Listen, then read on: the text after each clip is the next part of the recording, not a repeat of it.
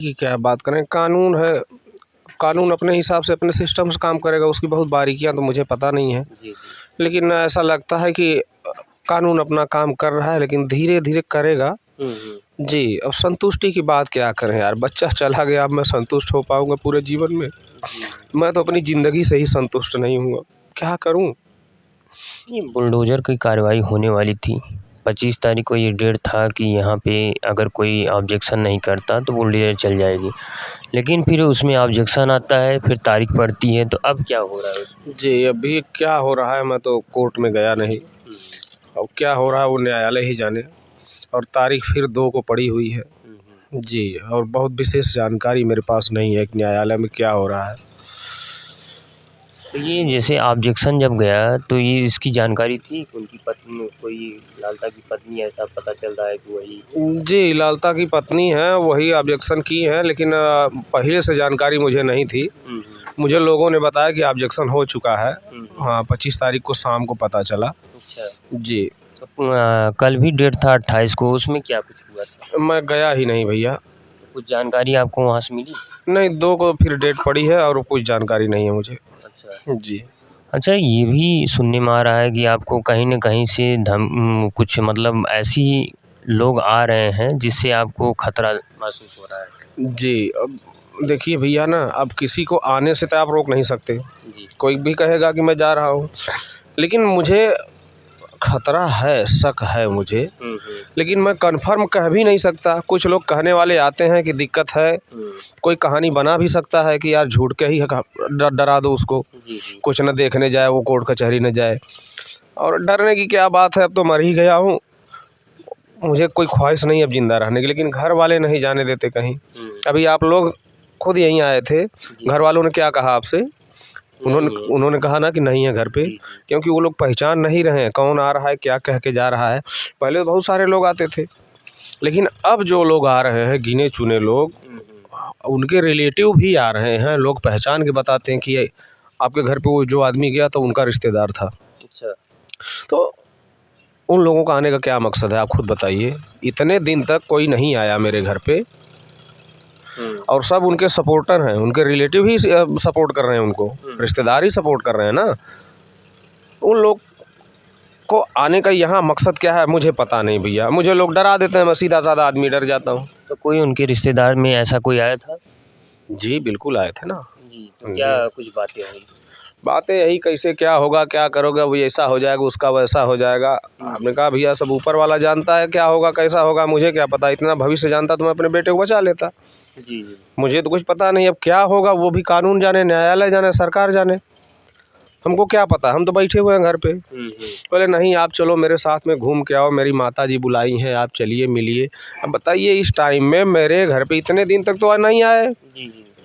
अब आके मुझे बहला के फुसला के लेके जा रहे हैं माताजी से मिलवाने, क्या मकसद है? हुँ। मेरी समझ में नहीं आता, आप लोग खुद तर्क लगाइए कि मुझे मिलवाने के लिए ले जाने का क्या मकसद है? जी, जी, और वो भी आपके घर पे आके? और इस समय तो मेरा बेटा मरा है ना, आप इतने मिलनसार हो तो अपनी माताजी को लेके हमारे घर पे ही चले आए होते। जी, जी। हमको लिवा के जाने का, वो भी शाम के टाइम पे, क्या मकसद है? प्रेशर डाल रहे हैं। मेरी पत्नी गई, मेरा हाथ पकड़ के खींच के लेके आई, बोली हटिए यहाँ से, आपको नहीं जाना कहीं। हमने उनसे कहा बाबू आप जाओ, हुँ। हम नहीं मिलने जा सकते। मेरा कंडीशन नहीं है कि मैं कहीं घूमने या मिलने जाऊँ किसी से, मेरा पोजीशन नहीं है ये। जी, जी। और इस तरह से मोटिवेट कर रहे थे कि अब जैसे अभी आप चले जाओगे।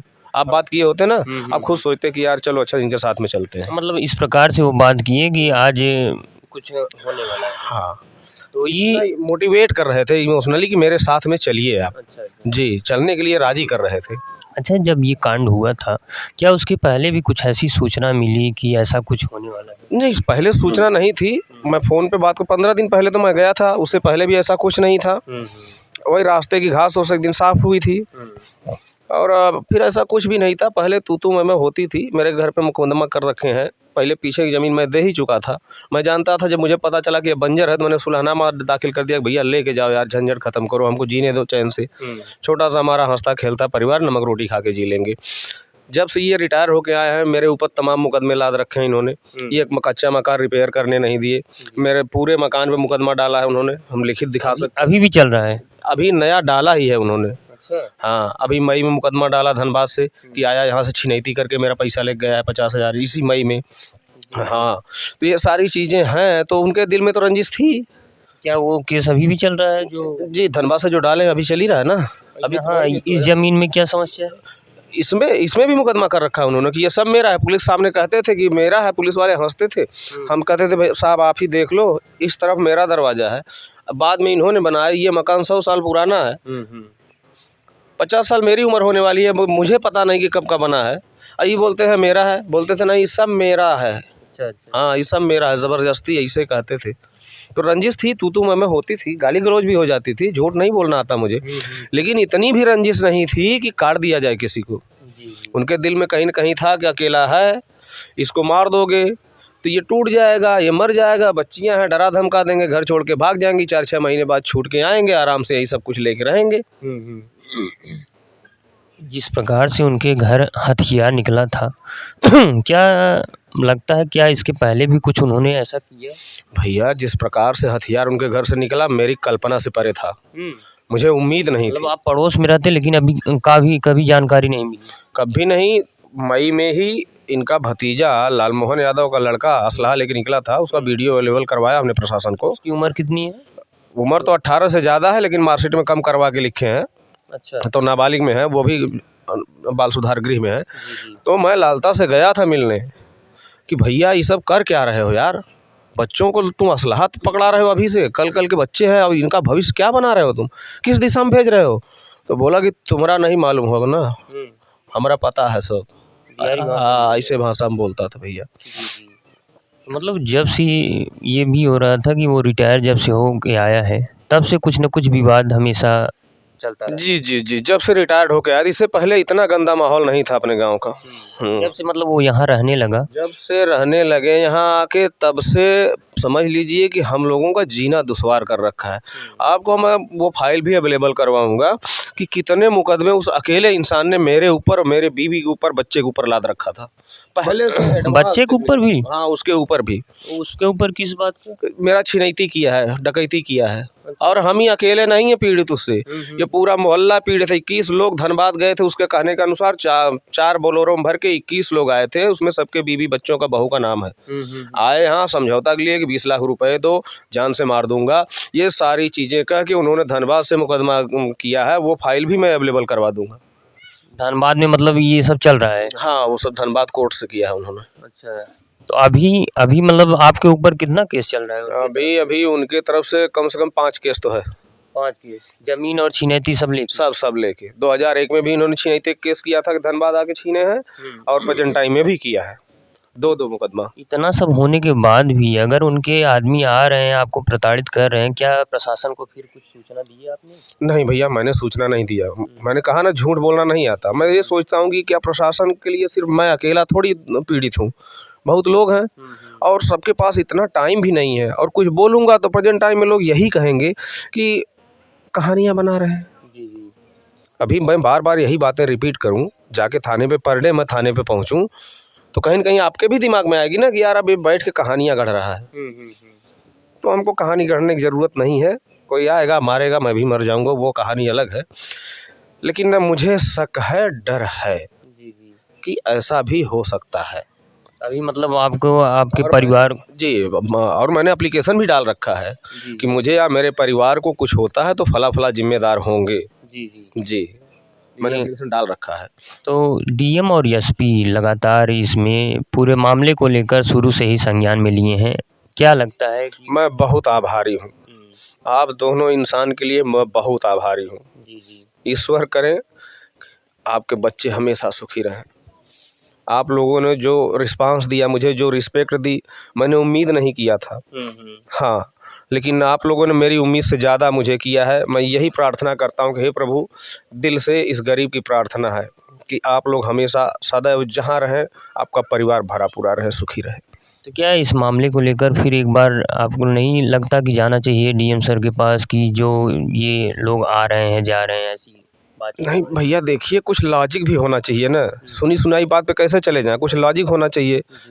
लॉजिक ये होना चाहिए, आ रहे हैं जा रहे हैं भाई, दुख वाला घर है, कौन आ रहा है कौन जा रहा है, किस पे कौन रोक लगाएगा। नहीं, रात बिरात अगर कोई आता है तो वो तो समस्या वाली बात है तो, लेकिन रात को भी पता चला कोई मेरा रिश्तेदार ही आ रहा है, उन्होंने पकड़ लिया आगे खड़े हो तो कोई लॉजिक लीगल होना चाहिए। कुछ लोग जो कहते हैं, हो सकता है कुछ लोग डराने के लिए मुझे कहते हों, तो सारी चीज़ें सोच विचार के करना है ना। पढ़ा लिखा हूँ, बेवकूफ़ तो हूँ नहीं।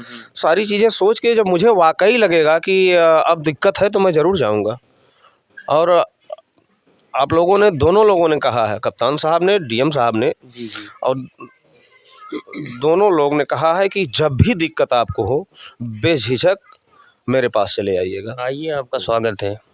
अच्छा, ये जो पुराना घर है और नया घर, दोनों घर बना है, कितना मतलब सरकारी ज़मीन में है?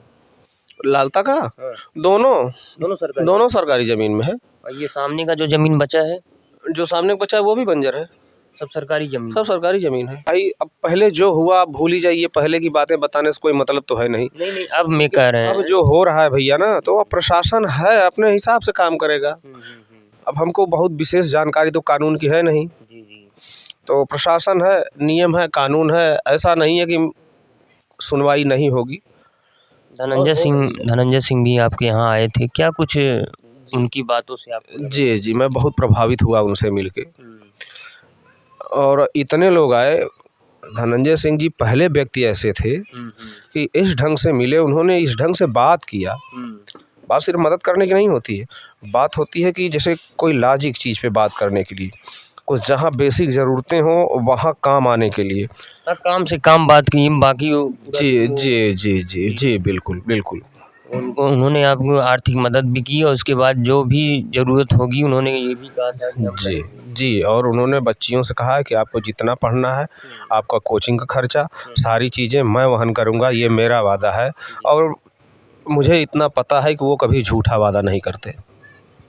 देखा जाए कि उनका न तो सांसदीय क्षेत्र है ये, न विधानसभा क्षेत्र है, फिर भी वो आपके यहाँ आए। मानवता के नाते आए भैया, इंसानियत जिसके दिल में है वो ज़रूर आएगा इस गरीब के घर। तो क्या लगता है कि बुलडोज़र की कार्रवाई होनी चाहिए? उस पे ये भी हुआ था कि उस मंजिल पे अनुराग का एक प्रतिमा बनेगा, क्या कुछ उस पे? भैया अब भविष्य में कैसे बता सकता हूँ कि क्या होगा क्या नहीं होगा। अब तो गवर्नमेंट जाने, कानून जाने, न्यायालय जाने।